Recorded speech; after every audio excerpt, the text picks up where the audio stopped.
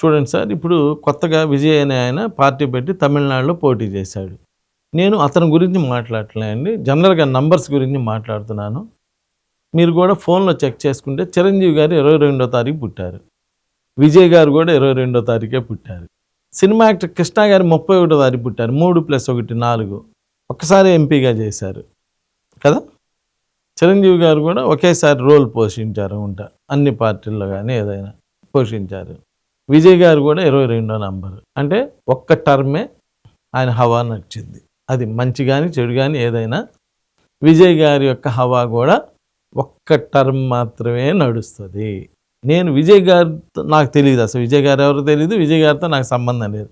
Only నంబర్ల ప్రకారం చిరంజీవి గారు 22వ తారీఖు పుట్టారు, కృష్ణ గారు 31 22 2 4 31 3+1 4. విజయ్ గారు 22 తారీఖు పుట్టారు 2 2 4. ఇలా ఈ కంపారిజన్లో నేను చెప్తున్నానండి. ఒకవేళ ఎవరైనా వాళ్ళ అభిమానులు ఎవరైనా ఉంటే నన్ను ఏం అనుకోవద్దండి. నాకు తెలియదు కదా అసలు మాది ఆ స్టేట్ కూడా కాదు, ఏమీ కాదు.